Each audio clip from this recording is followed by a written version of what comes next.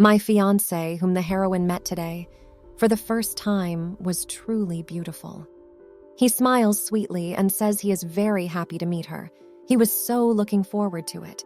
His name is Lucian Cardian. His eyes are filled with red color, which shows his specialness. The lady who was along with the maid are very much surprised. Lucian is very bright and dazzling with his beauty. Feronia is a little agitated, and when she comes to her senses, takes hold of the hem of her dress, bowing in aristocratic salutation. The lady calls herself Feronia Lilac Lucian. The gentleman tells Feronia that he is sorry he has only now come to meet her. The ongoing war has made it difficult to return to her homeland, but Lady replies that it's all right.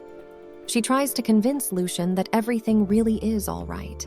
Lucian is the man who finally brought the Empire to victory. His great services on the battlefield have not gone unnoticed. He is a hero to the Empire. Lord Cardian.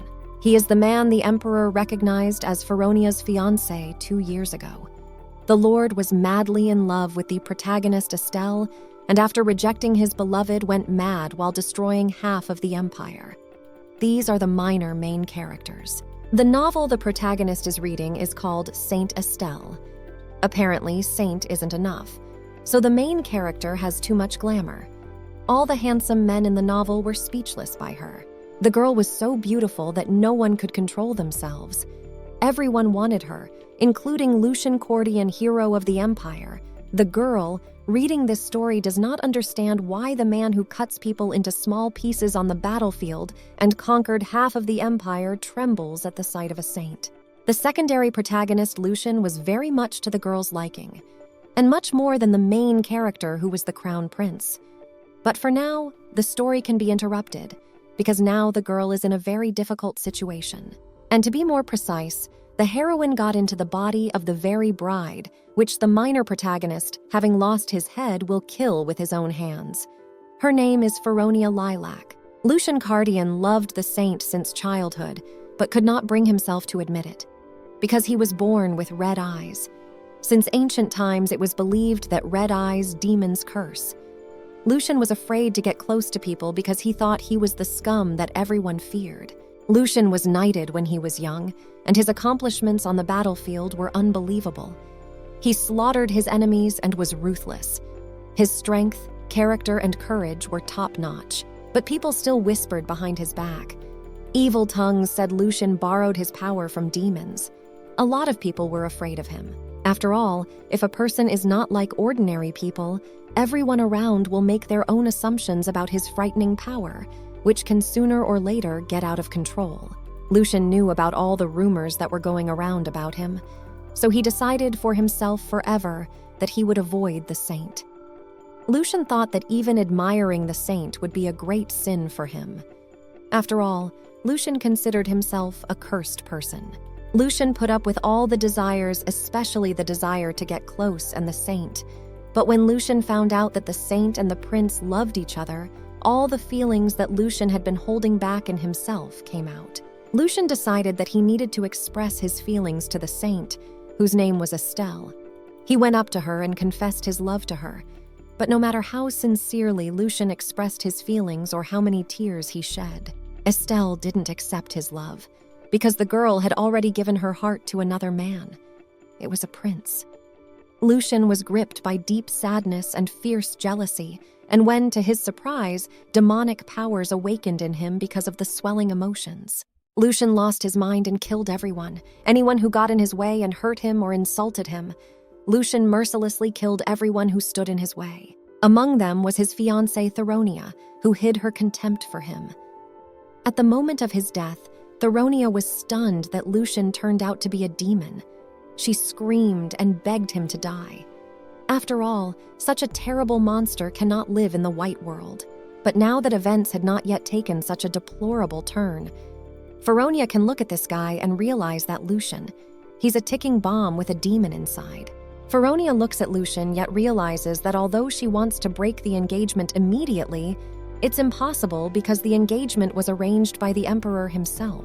So now Lucian is here, and it's very awkward to be around him, but Feronia can't believe that the man sitting in front of her is a time bomb. His face is clearly not of this world, but something about him catches Feronia's eye and she can't understand why. That Lord Lucian is wearing a wound.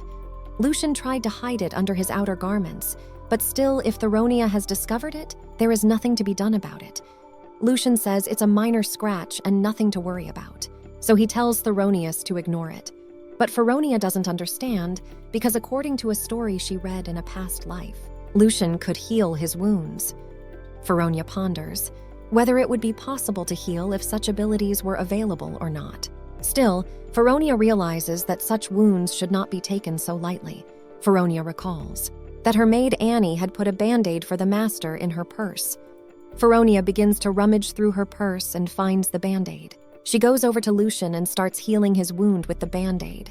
Feronia says that even small wounds need careful care, because disease can get in there. When Feronia finished taking care of Mr. Lucian, she looked into his eyes and found him blushing. Feronia didn't expect her to be so tactless in approaching the gentleman, so she apologizes and tries to blur into the air. But Lucian sees how embarrassed the girl is and says Lady Feronia shouldn't worry so much. In addition, Lucian mentions that Feronia has spoken very different words before, and from the stories, she doesn't look like the girl sitting in front of him now. Feronia asks him, what exactly are the rumors that Lord Lucian has heard about? The Lord answers Feronia that he has heard of various rumors and hesitantly says that the girl is very outspoken, but the Lord couldn't think of anything else.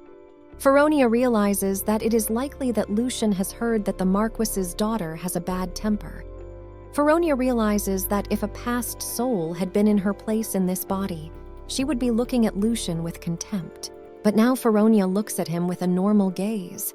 After all, she knows him much better, and she also knows Feronia's future, and if she can't change anything, there will be a bad ending with death. Feronia is a staunch pacifist and good citizen of a willing second protagonist who goes berserk. Feronia scratches her chin and says thoughtfully that rumors are provocative stories created by people who have nothing else to do but talk. The next moment, Feronia smiles and says that she is very different from the rumors that Lucian has heard. Inside herself, the girl thinks that she is even more than different from the rumors. Not even by 360, but by all 1440 degrees Fahrenheit. At first, Mr. Lucian, hearing the girl's words, was very worried, but when he understood the meaning of the words, Lucian became very happy. The Lord apologizes to the lady and says that he was very much mistaken. Feronia puts her hand on her heart, and smiling, she says that everything is all right. She also noticed that Lucian's smile is very bad for her heart. Apparently he is. Handsome enough for Feronia. The girl sits in front of him and keeps thinking further that his smile is not at all like the cruel smile that was on his face recently. Feronia can't control the beating of her heart because she glared at Lucian's beauty. Mrs. Feronia ponders that this is probably all for the best, because the probability of being killed by the maddened second protagonist is reduced by 100%. That already sounds a little better than nothing. Now Feronia feels Lucian gradually opening up to her. Like a book, Feronia is learning more and more about the gentleman.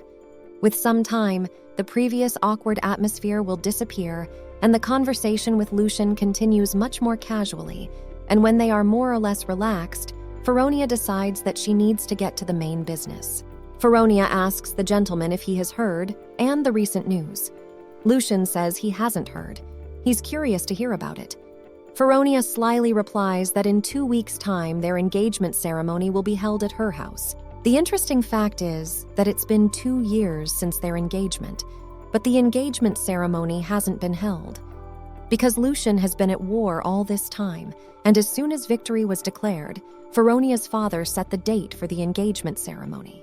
Feronia says happily, rubbing her hands together, that her father has been preparing hard. Plus, this is the first formal banquet Lucian will attend since the victory. Lucian smiles and says that the girl was right about everything, whether he was cursed by a demon or not. Lucian remained the most famous knight of the empire, and since Lucian is also the face of the ceremony, naturally, many aristocrats and not only will want to attend. His father has given everything to decorate the banquet hall and sent invitations to all the influential people of the empire. His obsession with his daughter has no limits. Feronia says that all the most powerful aristocrats will attend the banquet, and Estelle as well. Feronia watches Lucian's reaction upon hearing Feronia's words, and especially about Estelle, and got a little embarrassed. Feronia realizes that everything is written on Mr. Lucian's face, and Estelle can't know about his tender feelings. Feronia is furious because she realizes that this is true love, and the guy hides everything inside himself. The heroine does not like that because of the fear of revealing his feelings. Lucian continues to avoid Estelle. If Mr. Cardian would at least express his feelings a little, Estelle would probably accept his feelings, and there would be a chance that Lucian would not go crazy. So Feronia decides to help Mr. Lucian. Feronia speaks very thoughtfully to Lucian. If a saint will be attending the ceremony, they can ask for her a dancing blessing. Lucian is surprised because the dance is a blessing. It's literally a dance with the saint, since it's sure to use the saint's powers to heal wounds. Estelle will easily dance with the celebrants. It will be a simple dance with the bride and groom, for Feronius's devious plan to bring Estelle and Lucian together. It will be a wonderful tool. Feronia joyfully asks Lucian if he would mind such a wonderful opportunity. Inside herself, the girl ponders that up to this point, Lucian had intended to avoid meeting Estelle, but now he has no other choice, and a simple meeting. Things will go beyond that, because they will meet gazes, take each other's hands, and feel each other's warmth. Feronia realizes that this is the perfect opportunity for Estelle and Lucian to bond. The saint will be able to realize what feelings Lucian has been hiding from her.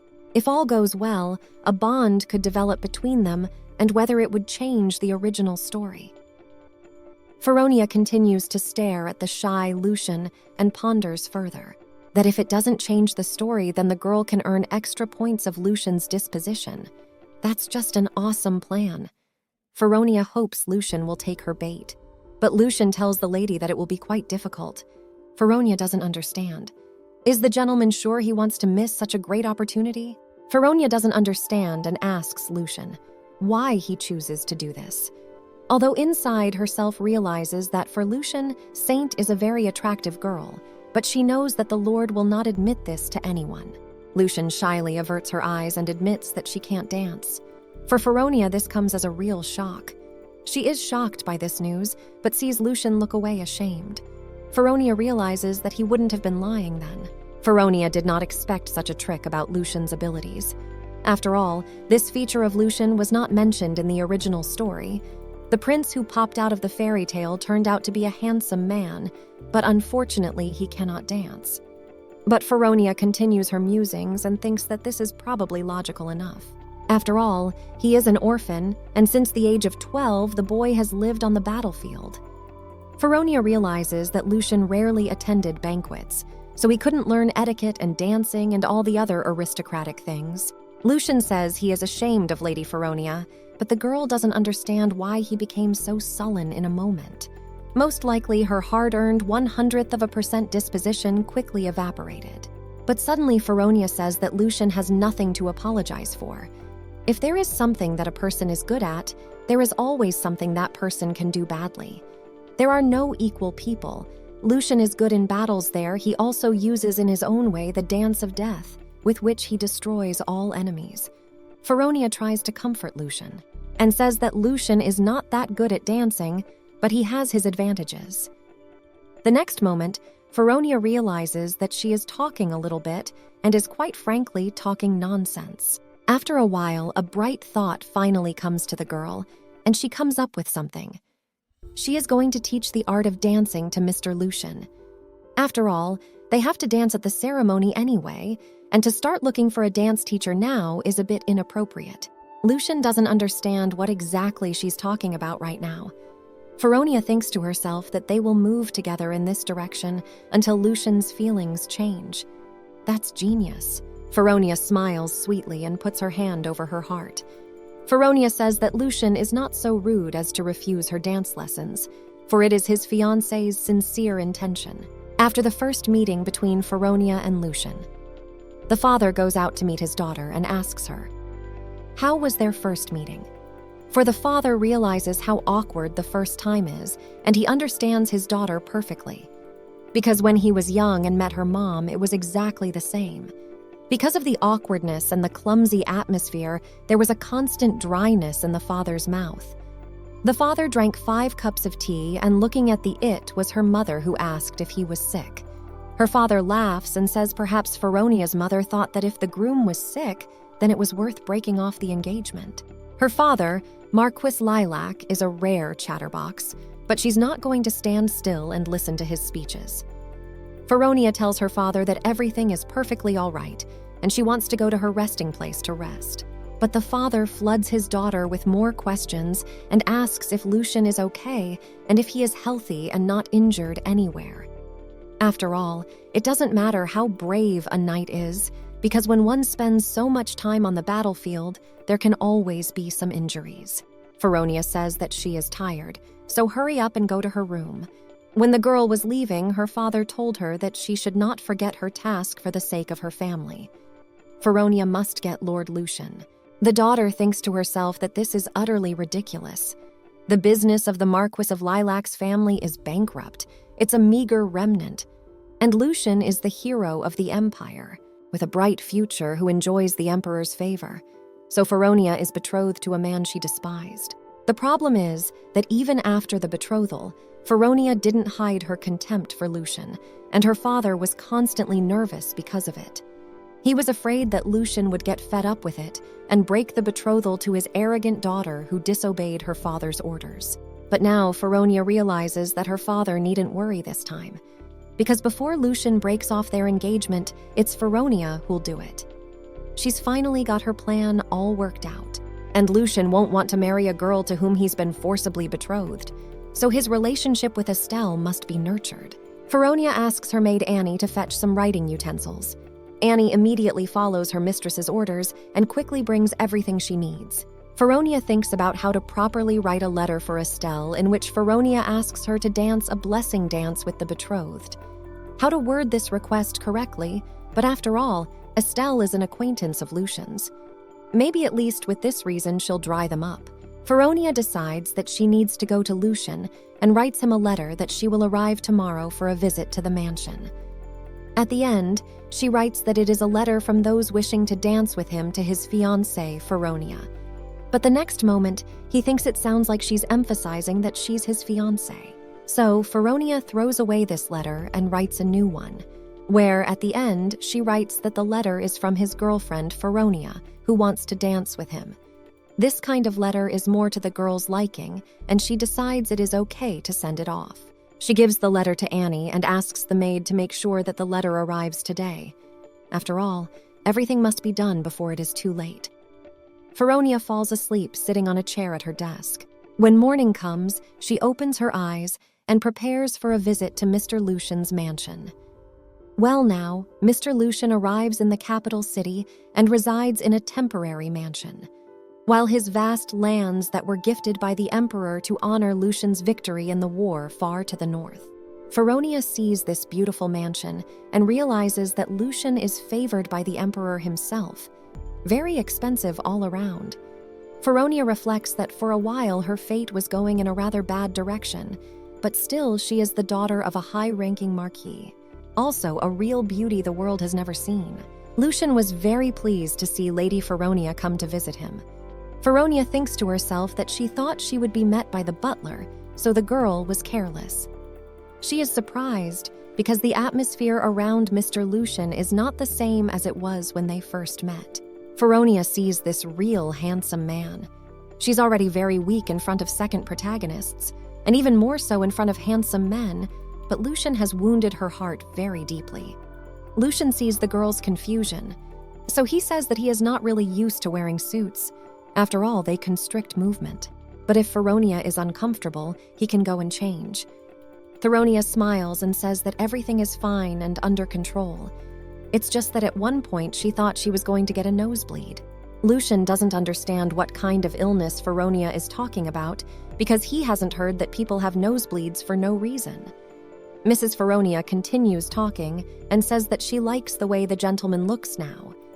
That's why he doesn't have to change. The boys find themselves in a large hall inside the mansion. Feronia is amazed that such a large mansion does not have servants in sufficient numbers, and it is surprising that even those who are working here now are scattered in corners. The girl asks Lucian, "Does he know how to dance even a little bit?" Lucian pathetically replies to Feronia that he can only cheer. Feronia puts her hand to her side and says they don't have to learn ballroom dancing and will learn a simple waltz. This dance is not complicated at all unless, of course, Lucian has the goal of becoming the king of dancing in social circles. Feronia says that the first thing to do during the waltz is to stand opposite each other. The guys approach and Feronia realizes that even though she chose the biggest heels they had, she has to lift her head high enough to see the man's face. Feronia continues to instruct Lucian and says that the second step in the dance is to meet her gaze. She looks into Lucian's piercing red eyes and is struck by their beauty. They are like rubies, and how to see the curse in them, for the girl sees only beauty and grace in that light. Lucian sees Lady Feronia's gaze and begins to feel embarrassed. He says Lady Feronia doesn't need to stare at him so intently. He's embarrassed by her stare. Feronia is a little shocked at Lucian's words. She didn't expect that this could happen to the man who destroyed all the enemies of the empires and conquered half of the continent. The lady says that the basis of all dances is eye contact, and without it, it is impossible to get the necessary result, so they will have to accept this moment. Lucian agrees, and Feronia, feeling incredibly embarrassed, continues to learn the art of dance. Feronia begins to tell and show how to do each element of the dance. She asks Lucian to take her hand, and the moment their hands came in contact, she thought she could feel even through the gloves. What rough palms the Lord has, probably because of the endless wars the man has been involved in. Feronia is a little confused, but still continue with the lesson and say that she will teach the Lord the step-by-step dance. It is a little difficult, but he shouldn't worry. After all, everyone succeeds sooner or later. Inside herself, Feronia realizes that it is foolish of her to think that the past owner of this body was so rude. After all, she knew how a noble lady should behave, though she was very mistaken when she acted arrogantly. The boys had been learning to dance for a very long time. Feronia was explaining to Lucian how one must leave one's feet, twist, and do all the movements one by one. It was not an easy task, but after a few days, Feronia cheerfully tells Lucian that the music keeps playing after the dance is over, and it's very awkward. Lucian agrees with the girl's conclusions. Moment Feronia realizes one terrible thought, that Lucian has no sense of rhythm at all, and he moves like a real log. Lucian starts to justify himself to the girl and says that he has never danced before and doesn't know how to do better. After all, it is not difficult for him, so he suggests to just finish the lessons. Feronia asks Lucian in surprise, did she really say she had a desire to finish her lessons with the master? The girl says that after all, she offered to teach him dancing, so only Feronia decides when the lessons end, and right now she is not going to stop. Inside herself, Feronia thinks that with such a stunning body, he moves like a broken wind-up doll, and they can't embarrass themselves at the engagement ceremony. After all, Lord is her favorite character. So with all sincerity, Feronia asks Lucian to come to his senses. Day after day and class after class passes. Feronia tells Lucian that back-to-back should be touched at the same time, after which a turn is performed. The girl thinks that every time Lucian makes this turn, he is miles away, so she asks him not to go too far away. But when Feronia turns around after the turn, she finds Lucian nearby, who supports the girl who didn't expect this turn of events so that she doesn't fall. The girl realizes that humans are capable of anything. His steps are still offbeat and out of rhythm, but progress is visible and her efforts are not in vain. Feronia begins to praise Lucian for being so good. And he finally gets a turn, and it at least looks like a real dance. Lucian asks, didn't it look like a dance before? But Feronia says that it is. After all, it seemed like they were just summoning a demon king from another world, not dancing a romantic dance. But when Feronia saw the guy's reaction to her words, she immediately covered her mouth with her hands. She realizes that not many people in this world understand such jokes, especially Lucian. So she tells him that if they have done a lot of work, they could have some tea and relax. The boys sit down in the study and begin to drink their drinks. Feronia notices that Mr. Lucian is drinking juice. She realizes that this is another little fact that she didn't know about before. This fact wasn't written about in the original novel either.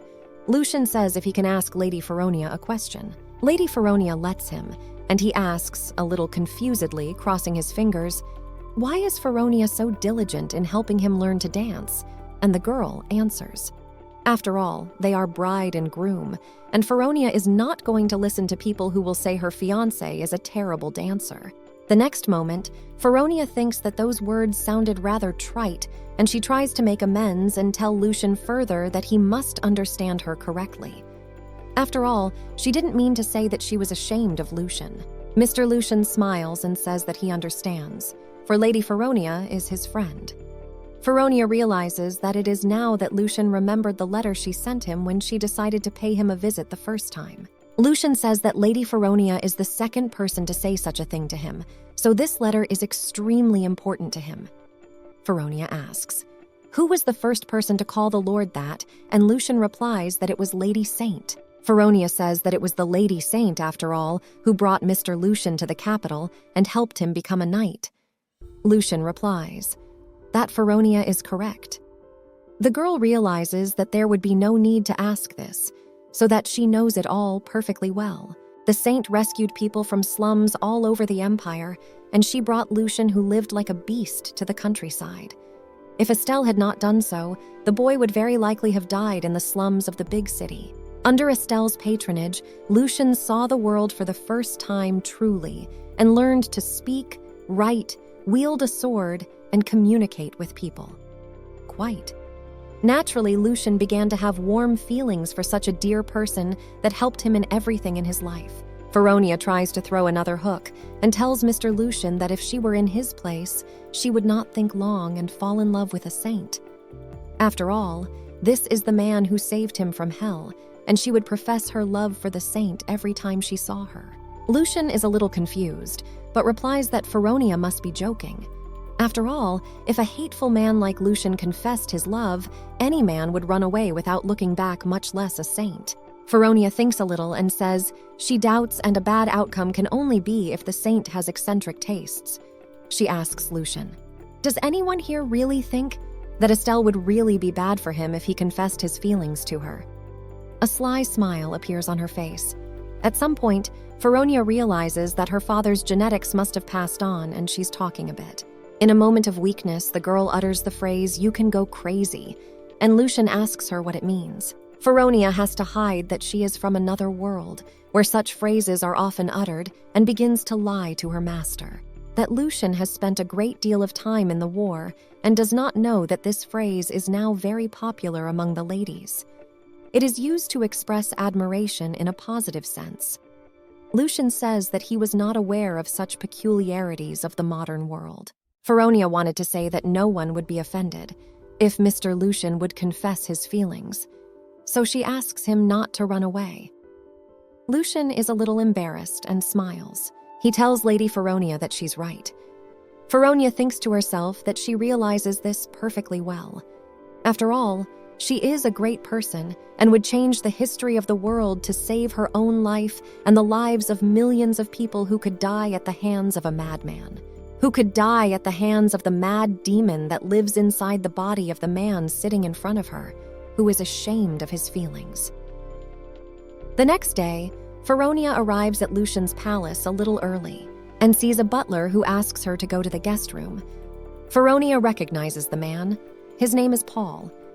Lucian is very uncomfortable with people, so he wanted as few servants as possible. So Paul was in charge of both the mansion and the servants. A very brave man, because not everyone can do so many tasks alone, although he is a loyal servant who took over all of his master's work. But he has one flaw. He knew the previous Theronius very well, and now he has it written all over his face that he thinks that Feronia has some insidious plans for Mr. Lucian when the floor escorts Feronia to the guest room. She asks him if they can have a little talk, and then the girl tells him that Paul may not believe it, But Lady Feronia comes here every day to help Lord Lucian out of the goodness of her heart, so he needn't worry. Paul is a little confused and says he doesn't understand why Lady Feronia is telling him this now. Paul says he remembers clearly what she told him 4 years ago. Back then, Feronia said she would never recognize the monster they call Lucian. A human commoner cursed by a demon is not allowed. Such a person should not even be knighted. After Paul hears such vile remarks about his lord, he asks Theronius to no longer try to convince him that her intentions are honest and sincere. Feronia is very upset that she was not in this body at the time. After all, she is now Lucian's biggest fan. Even from her past life, Lucian was her favorite character in the novel. When Feronia walks into the guest room, she sees that Lucian has fallen asleep sitting on the couch. She is very surprised and realizes that Lucian has been working out all night. Then he is so tired that he fell asleep without even going to bed. Feronia looks at the sleeping Lucian and realizes that, looking at all the progress in his movements during the dance, it is clear that every day after she leaves, Lucian is still practicing for a long time. He wants to look good in Estelle's eyes, and Feronia understands. If he likes Estelle so much, he must be bolder. Of course, whether or not the saint will accept his feelings is another matter. At some point, a sleepy Lucian opens his eyes. Feronia asks how he slept. Lucian says not bad, but he wouldn't mind sleeping a little more. Feronia says that if the Lord is so tired, then let him sleep and she'll be right beside him. At one point, Lucian abruptly shifts from sleep and asks, stammering a bit at Mistress Feronia when she had time to come. The girl replies that she came only an hour ago, and Lucian begins to apologize and ask for forgiveness because the lady had waited for him for a long time. It was very rude of him to greet his guests like that. Feronia, eating her cookies, says that everything is fine and she was just looking at a very beautiful painting. Lucian asks, perplexed, "What is this beautiful painting that Feronia says? There is nothing like it in the room." Feronia is very confused and doesn't know what to say to such questions. Apparently, her father's genetics are unfathomable, and her mouth speaks before her head has time to think things through. Lucian sees the girl's confusion and decides to help her, and says that he must look disheveled, so he needs to tidy up and then he'll come back. Feronia says that is not necessary, because Lucian looks very fine. Feronia decides to fix his hair. While he slept, his hair got a little braided. The girl is amazed at how his locks of hair are as soft and fine as a spider's web in the early morning. Feronia says to the gentleman as she unbraids his hair that she is a little jealous of his hair, as it is very rare. Lucian smiles and says that the mistress is talking about things that he has never even heard before. Feronia asks, "Does Lucian hate to hear such things?" To which the gentleman replies that he wouldn't say that in his life and would like to hear more phrases like that from the lady. The day of the betrothal ceremony comes, and all the maids are delighted with Lady Feronia and her new dress. Feronia says she loves her sister Sean's robot and says it's a great job. So she will give a bonus and time off any day for the servant girl. Hearing such words, the girl was overjoyed. She says that she will serve the mistress faithfully for the rest of her life and even cries with happiness. The maid says that no one will be able to take his eyes off the mistress, and surely Mr. Lucian will fall in love at first sight when he sees the fairy. Feronia says that she recognizes the fact that she looks very good, but mistress thinks that for a man with such a sad, unrequited love like Lucian. There are no other girls but Estelle. Feronia was completely preoccupied with worrying about Lucian's worries, so she did her best to cheer him up before the ceremony. Feronia doesn't understand why people think a person with red eyes must be cursed by someone. Perhaps if such an eye color is encountered in an ordinary person. To a beautiful person, such an eye color only adds to the attractiveness. Lucian smiles embarrassedly and says that he is very grateful to Feronius for such words of encouragement. But he is not as handsome as Lady Feronia says he is. Lady Feronia says that the gentleman can test his beauty with real experience. He can take and look in the mirror for 5 seconds and then look at the floor outside the window. Feronia says that the gentleman should not be surprised because she also sees a scary squid. If the gentleman keeps looking at him, he will see the floor again, so he cannot worry. Now Feronia asks the gentleman if he believes he is really handsome. Feronia, of course, feels sorry for the floor, but it worked for Lucian. After that day, Lucian no longer denied his beauty. Feronia thinks it's more likely that Lucian is slowly gaining confidence. Just before the ceremony, Feronia is all ready. Her father calls her to finally go outside. There, the girl meets Mr. Lucian and is surprised because Lucian has come early enough. Feronia says that Lucian looks beautiful, and she tries to dress up in the best possible way, but she does not manage to outdo the gentleman. Lucian is surprised and asks what it is that Lady Feronia is saying. The heroine thinks that now the gentleman will call her beautiful, beautiful, or some other compliment will be voiced from his lips. But after a long pause, Lucian surprises Feronia with the phrase that Feronia accidentally said at one of their meetings during dance training. Lucian said it's crazy to go crazy. Earlier, Feronia said that this newfangled phrase is popular among the young aristocracy and expresses a sincere, joyful feeling. Feronia heard this and laughed very hard. After this little incident, Lucian and Feronia walk towards the ballroom. Lucian asks why Lady Feronia had laughed so hard earlier, and Feronia holds back her smile, saying that the gentleman had so sweetly said crazy that she couldn't have been prepared for it when the boys finally made their way down the hall. Feronia, covering herself with a fan, is surprised that Duke Estefan has also come. After all, he does not often appear at such banquets, but their engagement must be an important event. The Duke was immediately caught chattering by Feronia's father. The girl, as if unintentionally, while waving her father's hand to the Duke, starts talking to Lucian about their engagement. After all, it is forced by her family and His Majesty the Emperor. Feronia asks, but Lucian's original intention was not to marry Feronia. If that's the case, then he needn't worry about her, and confess his feelings to Estelle. When Lucian heard those words, he became angry and clenched his fists. He asks what Lady Feronia is talking about now.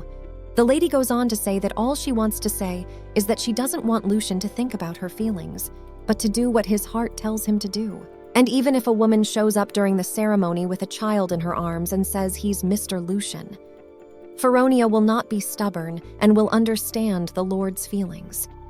Feronia realizes that her biggest fear is that Lucian won't be able to open up to Estelle because of his feelings of responsibility or guilt towards Feronia. So she tries her best to get Lucian to go his own way, but as they talk, Lucian's face turns red. Is he embarrassed by Feronia's words? And then suddenly a servant arrives in the hall who informs all present that His Majesty the Crown Prince of the Empire has arrived. Feronia is very much surprised. What can a prince do here at such an inopportune moment? The Crown Prince of the Empire is the real protagonist of the novel and a rare dummy. It is a dumbass who will understand. How much he loved Estelle only after she's gone. That's the kind of protagonist he is. The future Emperor Calix is a handsome man with hair and eyes black as tar and a steadfast but not contradictory disposition. Calix meets a glance from Lucian. The prince admits that he is not here of his own free will and was forced here by his parents. Lucian says that she thanks the prince very much for his favor. His Majesty Feronia feels the incredible pressure of the protagonist and the second protagonist. This pressure is so strong that it is as if it can be felt physically. Feronia also greets His Majesty, the great heir prince of the Calix Empire. The prince says he has heard of Feronia. The lady realizes that the main male character won't pay attention to anyone but the main female character. So Calix treats her like a grain of sand on her clothes. Calix tells Feronia that he heard her make a special request of Saint Estelle, because Feronia asked to dance a dance of blessing with herself and Lord Lucian to the saint. Feronia realizes that this is just when Calix is acting like an imbecile. His obsession with Estelle is very apparent, Feronia thinks to herself. Does the prince mean to say that Lucian would insult Estelle by dancing with her? In her thoughts, Feronia calls the prince infantile. At the next moment, Feronia notices the prince's close attention, who concentrates all his attention on Mrs. Feronia. This makes the girl uncomfortable, and she starts to shake a little with fear, because she is not used to such serious people behaving like this with her. Lucian sees how his companion is afraid of Calix's gaze, and Lucian says with a little threat to Calix not to look at Feronia with such a look. The prince was really shocked by these words, and Feronia thought to herself that Lucian did not want to stand up for her. For in the novel, Feronia had no interest in Lucian at all, and it was hard to even think that Lucian had now defended Feronia by saying such words in front of the prince himself, the heir to the throne. Feronia is glad that 2 weeks of dance training were not in vain. Prince Calix is displeased with Lucian's manner and says that he dares to speak like that from the heir. The prince calls Lucian a dog that swore allegiance to the imperial family. An aura of struggle forms between the two men, and Feronia feels as if the air itself were shrinking under the gaze of the two men. But suddenly, Estelle walks up to them, and all the attention of the others falls on her. The heroine of this novel, and everyone's favorite saint, is a girl with an unremarkable appearance, but with a wonderful character that wins the hearts of many. The heroine of this novel, and everyone's favorite saint, she is simply extraordinary. A majestic beauty with delicate features, and also has an innocent face that cannot be hated. Estelle wonders what they've been talking about without her, but then picks herself up and says that it was very impolite of her, and she should have said hello to the celebrants first. The girl is delighted and thanks them for inviting her to such a wonderful celebration. Feronia responds to the saint and says that it was she who should have been grateful that Estelle accepted her invitation. The girls get to know each other. Next, Estelle turns to His Highness and says that it has been a long time since they have seen each other and asks Calix how he is doing. Calix sighs and replies to Estelle that the girl has remained as clumsy as a commoner. Feronia is surprised at this behavior from Calix and thinks that the prince has probably run away from high school if he allows himself to treat a lady this way. Feronia replies to the prince that she has been practicing hard but still looks ridiculous. Next time, she will greet the prince like a lady. Estelle turns to Lucian and congratulates him on his engagement. Lucian looks rather withdrawn at some points and overcomes his shyness by saying that he is grateful to Mistress Estelle for attending their feast. Feronia notices that Lucian is acting strangely and silently turns to him to ask if everything is all right. Lucian. Mr. Lucian shifts his gaze to Theronius. He immediately smiles and lets him know that everything is fine. Father Feronia begins the ceremony and welcomes all the honorable guests from the bottom of his heart. Father thanks everyone for coming to the engagement ceremony of his beautiful and elegant daughter Feronia and the Empire's greatest knight and most trusted man of His Majesty the Emperor Lord Lucian. And this room has hosted guests for 300 years. The first Marquis Lilac and his ancestor Richmond Lilac were married here. This hall was designed by Leonardo, a famous architect of the time. He used the finest marble, which shines even after 300 years. Calix clearly can't stand Father Feronius's long chatter and asks with all the severity he can muster who's even asking for such details. When he hears this, Father Feronia gets very sad and says that he will have to end on all of the above. Lucian and Feronia walk to the center of the hall. As they walk to the agreed place, Feronia notices the stares of the guests that are directed at them. She realizes that even if she doesn't ask what these people want to say, all their faces speak for themselves. That the daughter of the noble marquis is engaged to a commoner, and now they will mock her because Feronia has given up her pride, and others will be sorry that Feronia tied her life to a cursed man. The couple walks to the center of the room, and Feronia sees Mr. Lucian's behavior and tells him to relax and not to be nervous, because her lessons were not the easiest. Before the dance begins, Feronia tells Mr. Lucian that if there is a single person who dares to mock Lucian, Feronia will count out the insolent one who would dare to do such a thing. One of them says that she knew how well Lady Feronia dances, but this is the first time she has seen Mr. Lucian dance so well. Another girl says that the gentleman is also good-looking. Feronia realizes that in 2 weeks of training, Lucian has not become the king of the dance floor, but they have managed to keep their dignity. Feronia tells Lucian that there is one last dance movement left, and she hopes Lucian hasn't forgotten to go short and stay put. Lucian replies to his mistress with a smile that he will by no means forget it, and Feronia thinks that from all these looks, her selfishness is beginning to show. After all, it doesn't matter what the villain does, because a supporting character will never shine like the protagonist. Although in the next second, Feronia begins to cheer herself up. What matters most is that Feronia is pleased with herself and the work she has done. The last element of the dance ends. Feronia extends her hand to her partner. The girls who have been watching Feronia and Lucian are amazed by what they see. Their dance is mesmerizing. Feronia asks Lucian with a smile, "How is he feeling?" For Feronia, it seems that he was a little nervous. The gentleman is embarrassed and doesn't even know what to say to the girl.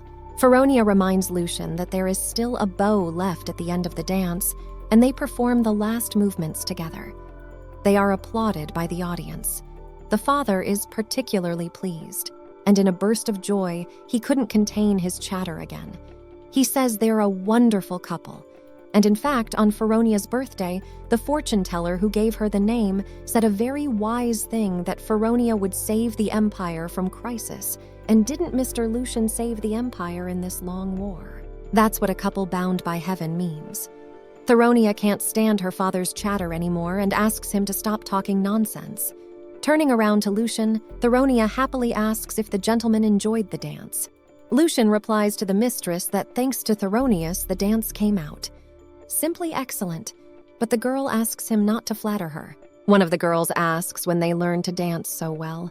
Her heart was beating like crazy watching their movements. Feronia realizes that the first mission of her plan is accomplished. After their dance, after a while, the interest in the couple Lucian and Feronia began to fade, and the banquet hall split into two factions. On the one side of the hall, everyone gathered around Lucian. Many people tried to get attention from the hero of the Empire and tried to flatter him, and also asked him to attend more often such events. Also, some person said that no one should pester Mr. Lucian with invitations to banquets. Lucian has spent his whole life on the battlefield, and he has no time for leisure. Feronia realizes that Lucian ignores only the upper aristocracy, calling him a commoner, but the younger generation, on the contrary, is eager to meet the hero and get to know him better. A lot of young people ask questions like, did Lord Lucian really single-handedly make it out of 100 enemies? Feronia hopes that people will continue to be interested in Lucian's life, and he will feel like the center of attention. On the other side of the banquet hall, the atmosphere was 180 degrees different. There were admirers of the crown prince. Despite all the busyness, the prince showed unimaginable care and kindness by visiting this place to congratulate the Knight of the Empire. So many aristocrats are amazed by the young prince and are trying to get his attention.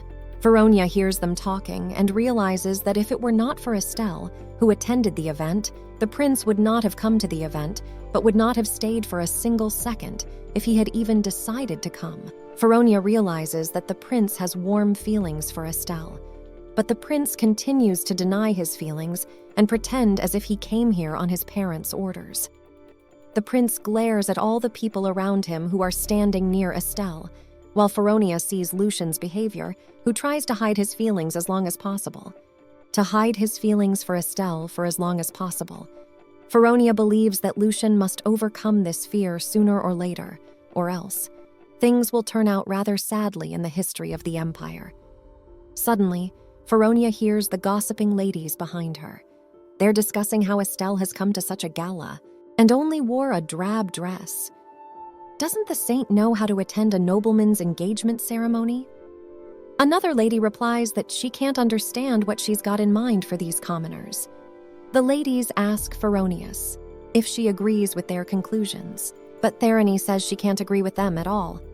The ladies say that Feronia must have heard how the saint recently entered the crown prince's room without permission and said she did so to treat his wounds, but to break into the prince's chamber is very reckless, and the ladies cannot understand, whether it's promiscuity or ignorance. Feronia realizes that these ladies are completely obsessed with their aristocratic ways, and there is nothing they can do about it. Feronia sees how nice Estelle is being and realizes that Saint is not the kind of person to fall for such words and lose her temper.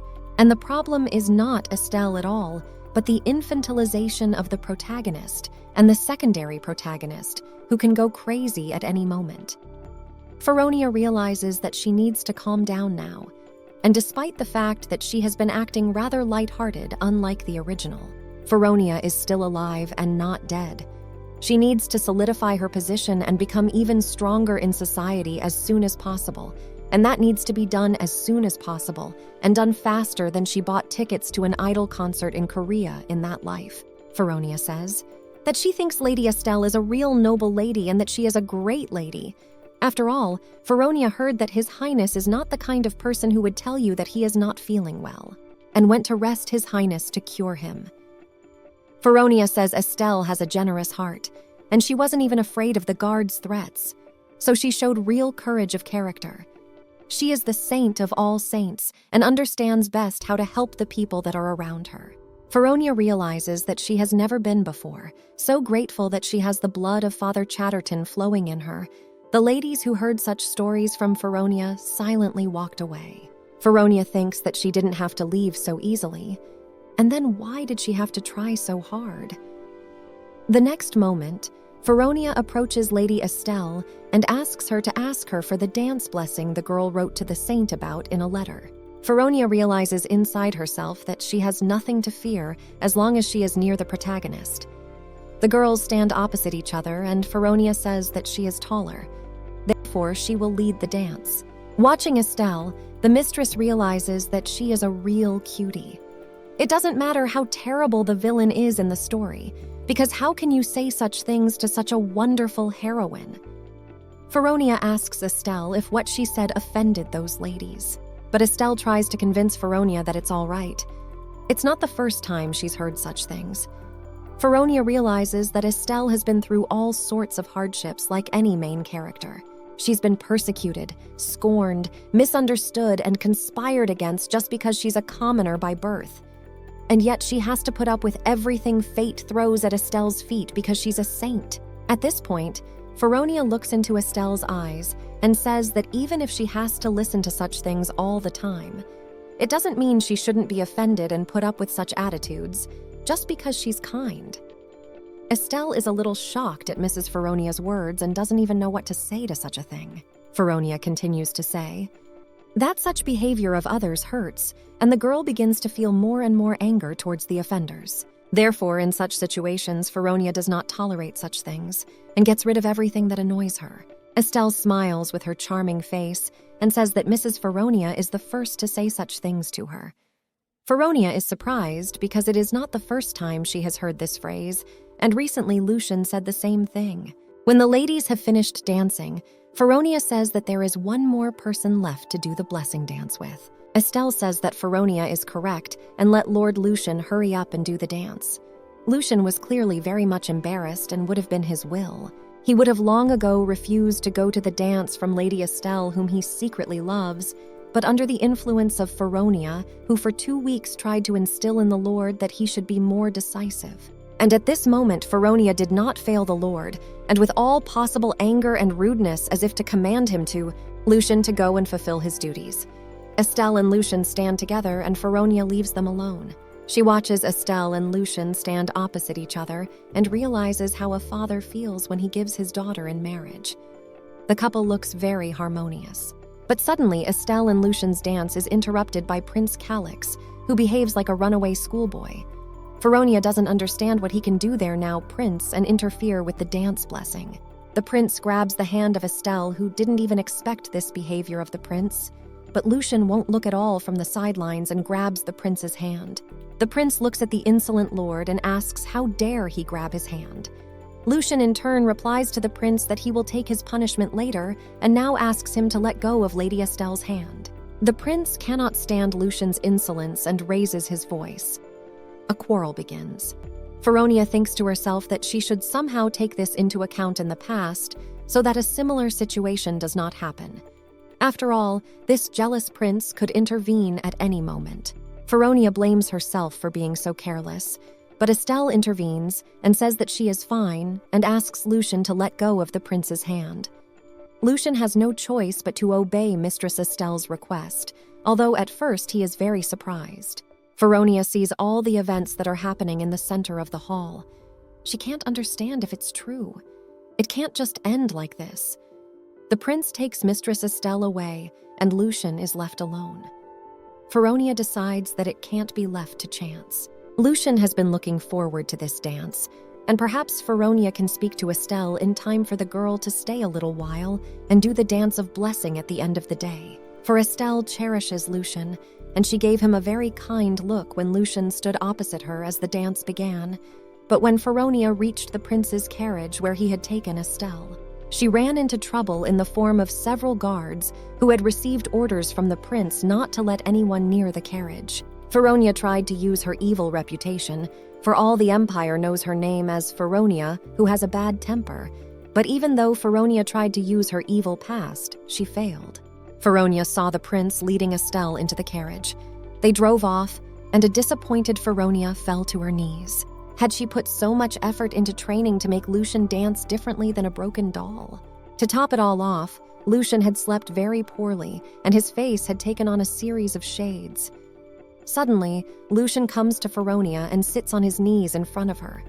He looks up to the girl who is in tears because of her disappointment. Lucian says that Feronia should have known how he felt. At this moment, Feronia thinks about what to say to Lucian. If he asks why she is sitting here crying in such a state. Lucian goes on to say that after all, it was obvious that even he himself had guessed what Feronia was thinking. Feronia is very embarrassed by the expression Lucian looks at her with, and how he calls her name affectionately. Lucian says that he too would like to know a little more about Feronia and whether Lady Feronia will give him a chance. Feronia realizes that only a declaration of love is spoken with such intonation, but what to call what she has heard now. A few days after the celebration, Annie comes to Mrs. Feronia from her vacation. She notices that Mrs. Feronia looks just awful. Her hair has clearly been unkept all these days. Feronia asks how Annie's vacation went. The maid is very much surprised. What could have happened of Mistress in the little absence while she was gone? Feronia apologizes and says she hasn't taken care of her hair for a few days. That's what they've become, since she's a supporting villain who will never get the main character's ability, even if she dances naked in a fertilized field. Annie looks at the mistress incomprehensibly. What could the mistress say now? But Feronia smiles and tells Annie to ignore it, because the mistress has just woken up and can talk nonsense. Feronia asks that the maid braid her hair and sits back down, as Annie angrily discusses the other maids who have not done their duties. Annie had asked them to remember to look after Mistress while she was on vacation. But Feronia tells Annie not to scold them too much, because of Lucian and his words that night. Feronia realizes that she's a beautiful aristocrat, but it's not that important. After all, Lucian has his first love Estelle, and it looks like Lucian's feelings for Estelle aren't going away quickly. Feronia wants to ask Annie about a delicate matter. It's happened, not to Feronia herself, but to her friend. But the maid wonders how Feronia could possibly have friends. After all, the past mistress of Feronia's body was clearly not the kind of person who had friends. Feronia therefore decides to say that the affair was not with her friend, but with a friend of a lady she knows. The maid finally takes the mistress at her word. Feronia tells her that there is a man who is in love with a lady, but no one knows of his feelings. But a woman came along who noticed the man's feelings, and this gentleman has realized it. Feronia asks Annie if she knows what this gentleman said to the woman who found out what the man was hiding. Annie asks Feronia what the gentleman will say. And Theronius replies that the gentleman says one evening that he too would like to know more about the lady if he wants to get to know the lady better, as Annie thinks about the meaning of those words. Annie suggests that it might be flirting, but Feronia thinks that the kind of Lucian she knows clearly has no concern for such things. He probably doesn't even know such a word as flirting. So Annie suggests the second option, that perhaps this man has said things the way he feels they should be said. Annie says the following chain of assumptions. What if the man said that no one knew who he was in love with? And then suddenly, there was a woman who found out about his secret. Then most likely the man is blackmailing the woman who found out his secret. With this, he says he'll keep an eye on her, so the woman must keep her mouth shut, or he'll kill her. Feronia is delighted by the cleverness of her maid Annie. Feronia thinks she's sure now. Annie is wrong, and the reason is that in the original there was an aristocrat who found out Lucian's secret feelings when he was looking for information about his weaknesses, and when Lucian found out that the aristocrat had told Estelle, he killed the aristocrat. This shows how much Lucian didn't want his feelings to be known. Theronius doesn't like these thoughts. She realizes she may now be in danger. After all, she has bullied Lucian many times before, and how he might have felt then. Perhaps he has come to hate her. Annie tries to calm the mistress, who now can't find a place of her own. Feronia realizes that she now possesses a huge problem. Since Feronia realized that she might come to an ending she didn't count on, locked herself in her room and didn't want to see Lucian. But reality was cruel to her. The servant girl outside the door says Lord Lucian has come. Feronia angrily says that she warned everyone that she was sick now if the doctor she went to hadn't told her that Feronia was faking. Her father wouldn't have invited Lucian. Feronia is shocked because her father wants to leave her alone with the man who will kill her when and if she doesn't know when. But Feronia doesn't even hesitate to say that she doesn't mind because she looks very bad now. Inside herself, a thought creeps into her mind. Isn't that too harsh of an answer? But it's still her plausible excuse. So it would be better for Lucian to leave. But Lucian enters the room nonetheless and says he will close his eyes. Feronia angrily says she wouldn't let him, and Lucian's voice was very sad. Lucian asks why he is not allowed to enter. Feronia doesn't understand why his voice sounds so unhappy. She imagined Lucian now standing outside the door with the look of an abandoned puppy. Feronia decides it's okay to let Lucian in after all, and he opens the door and thanks the lady. Feronia thinks to herself maybe she should pretend she has amnesia, what Lucian will do then. But the moment Lucian enters the room, all thoughts are gone from her mind. Lucian brought a huge bouquet of Mistress Feronia's favorite flowers, and Lucian turned to Mistress saying that they had not seen each other for a long time. Lucian had a black bandage on his face so that he could not see Mistress. Feronia was truly shocked. Lucian accepts her words and even dares to enter, closing his eyes, but Lucian replies that he has made a promise, and as a noble man, he cannot fail to fulfill his promise to the lady. Lucian says he has a present for the sick lady, and hands over a bouquet of flowers. Feronia says that's too many flowers for someone pretending to be sick. Lucian says that the one pretending to be sick is also sick, and he was very much concerned. Feronia enjoys the scent of the flowers and is very much embarrassed by Lucian's words. The girl asks Lucian if he can't really see anything right now. Lucian answers that it's true, but Feronia can't understand why Lucian behaves so naturally. Even with his eyes closed, and the gentleman replies that it's because of intuition and a battle-hardened spirit. Feronia realizes that she couldn't avoid him forever anyway. Then she takes this opportunity to say what she wanted to say. It was too brazen of her to interfere, and she also needs to promise that it won't happen again.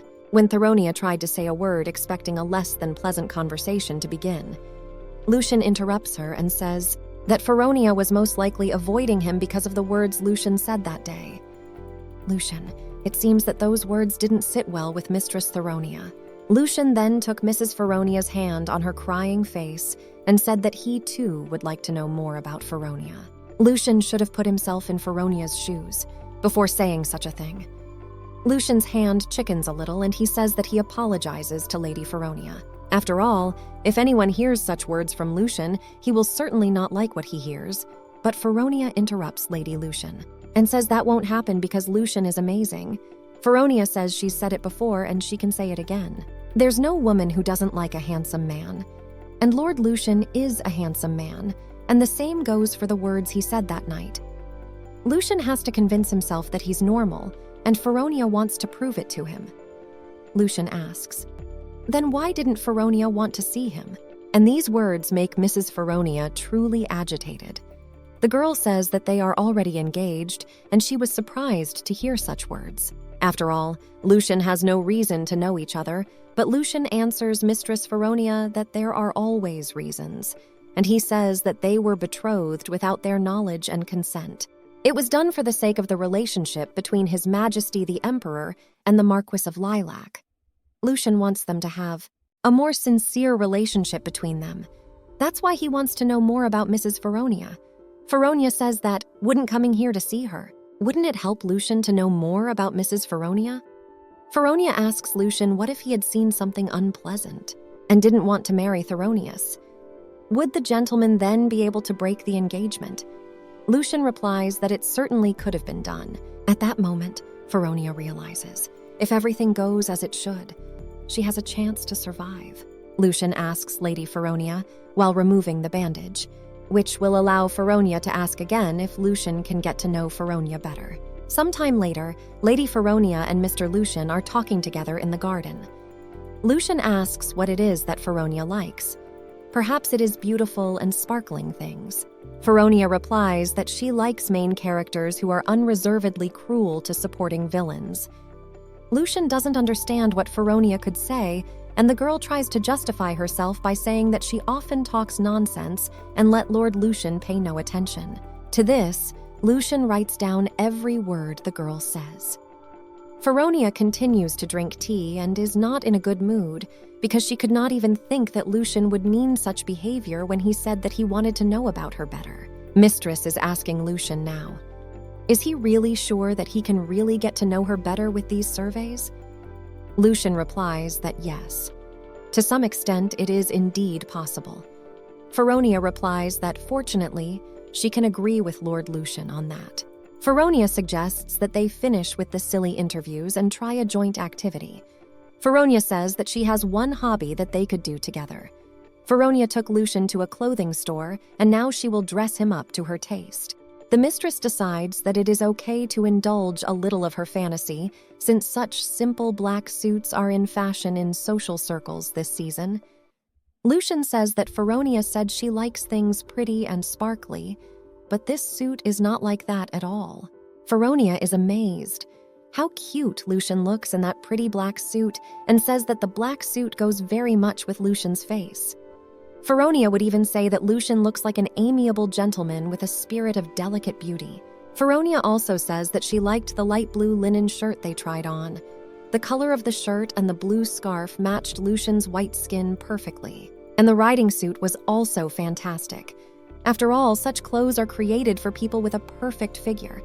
That's why when my father wears a riding suit, his potbelly covered by a vest looks so pathetic. Although father has lost a little weight lately, Feronia is so excited that she can't believe that her childhood dreams are finally coming true. She can now have her own living doll and dress her in the most expensive and coolest outfits. Feronia realizes that her father has been cutting back on her pocket money since their income started to decline, but the amount she has accumulated in a couple of months is quite decent. So she asks the salesman to pack up all the things they have tried on today. Lucian approaches Lady Feronia and asks, perplexed, does Feronia really want to give him all these outfits they tried on today? Feronia replies to Lucian, which is exactly what it is. Otherwise, why did they torture Lucian for hours then? Lucian is quite seriously nervous and says that he appreciates Feronia's sincerity, but that perhaps he shouldn't. After all, Lucian has no reason to accept such an expensive gift.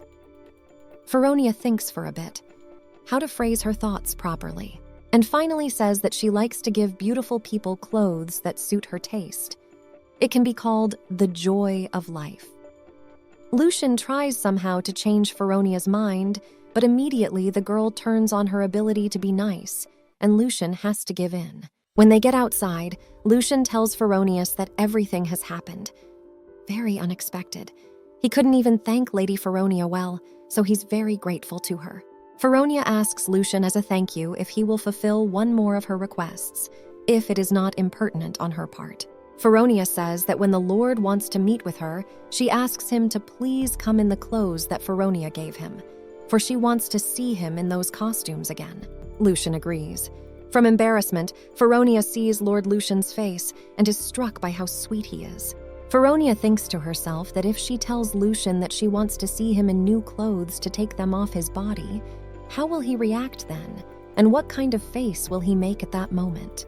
Lucian, seeing how worried Feronia is and what she is thinking, asks her what she can think at that moment with that expression on her face. Feronia pulls herself together and says it's nothing like that, and the couple goes on their way. Feronia likes to just think about the banquet that's coming up in a few days, but Lucian says that Feronia mentioned how the Marquise's carriage was broken down. Do they really have time to fix the carriage before the ball starts? Feronia says that it will probably be problematic, and they'll probably have to rent a carriage. Lucian puts his hand on his heart and tells Feronia that in that case, they can ride in his carriage together. Lucian says that Theronius might take it as payment for the clothes. When it is time for the ball, the maid Annie remarks that the mistress should buy a new necklace and dresses and jewelry, since everything has long since gone out of fashion. Feronia says that the family is in a bad way now, and they are talking from such wastefulness, and that the banquet they will attend is not that important. It will just be a tea party with noble ladies, and this costume will suffice. Annie is amazed at the kindness of her mistress, who saves the family's money, but Feronia realizes that she has really spent all the pocket money she has saved on clothes for Lucian. After a while, it's time to go, for Lord Lucian must be waiting. Annie says that Lucian really cares for Lady Feronia, and he came and said he would take the lady to the banquet. Feronia says that yes, and the man is very kind, but Annie realizes that the word kindness is not enough since it is true love. Feronia asks that Annie not even dare to think such nonsense. Feronia opens her father's study because some sound was heard from there. She can't believe it. Could it be that her father is now talking to Lucian, and opening the door, she is convinced that she was right? Meanwhile, her father tells his tales that no one has ever won his heart, except for one person, and he thinks that could only be said in youth. And youth is a beautiful match. After which the father laughed. Now Feronia realizes that he is, as usual, telling some nonsense and simply wasting Lucian's time. Feronia reproaches her father for having tons of things to do and saying that he would work in the morning. Father replies that he got all his work done early, and when he came home to find Lord Lucian waiting for Theronius. Father thought Lucian was bored, so he decided to talk to him. Feronia apologizes and says that the preparations took longer than she expected. If she had known, she would have hurried faster. Feronia asks Lucian if she looks well, to which Lord Lucian replies that Mrs. Feronia looks just fine today. Feronia asks who taught Lucian how to be so skillfully devious, but the Lord doesn't realize what he said wrong. No one taught him to be devious. He's just telling the truth. I wonder if Lucian has made some kind of mistake again. Feronia walks outside and sees the carriage that was given by the Emperor in front of her. Its beauty has no bounds. The carriage looks like a flower with a sword. Very fit, Lucian. Meanwhile, the gentleman asks Lady Feronia to enter the carriage. When Feronia gets in, she realizes that this is the real taste of money, because inside the carriage is trimmed with the best leather in the empire. Lucian asks if the lady is comfortable, and Feronia says she could even ride in a carriage like this all year round. Lucian exhales calmly and says that Feronia can settle in anyway. They will arrive soon enough at the venue. Feronia notices that Lucian is not wearing the clothes she bought him. It must have been uncomfortable, but Lucian replies that it wasn't, because he didn't wear them. Because after Lady Feronia drops him off, he has to go to the training ground. And there is a great risk that the clothes will be damaged. And Lucian doesn't want that. The clothes are important enough to him, because they are a precious gift to him. Feronia sees Lucian's face change and doesn't understand. It's just clothes. Why he's so attached to it.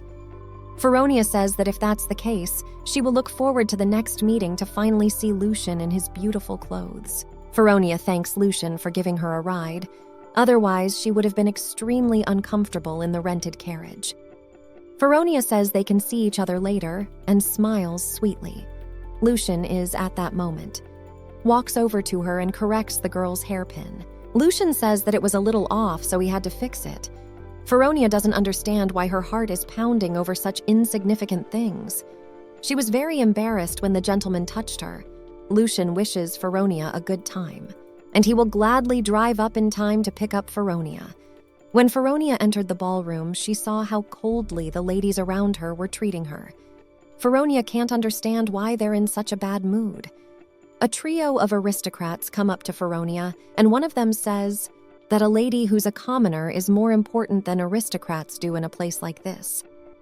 Feronia remembers that at the betrothal ceremony she had protected Estelle, and the lady at the time could not even think of the consequences of that. The girl goes on to say that she thought of everything.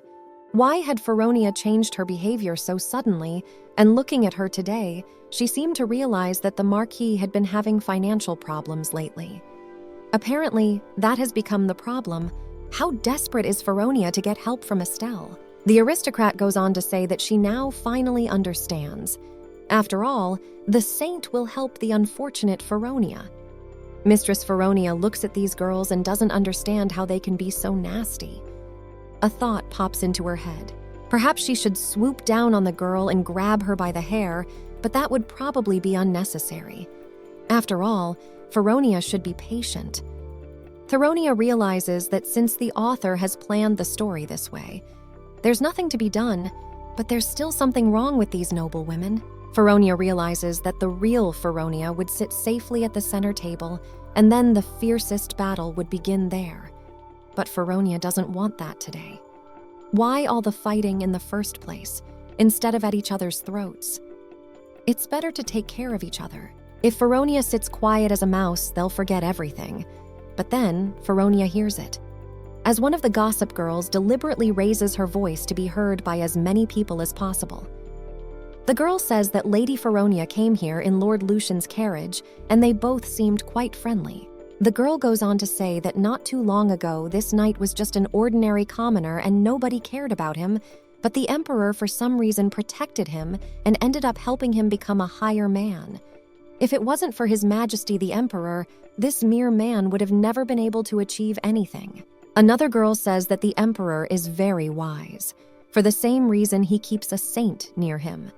He needs to get the necessary favors from the commoners, and he doesn't care about their origin. This gossip is very shocking to Theronius, who didn't even expect to hear such a thing. The mistress even lost her appetite. One of the noblewomen says loudly that poverty is very frightening. At this point, Feronia thinks that this goat is much more frightening. While Feronia was trying to enjoy the meal, the gossip spread further and further.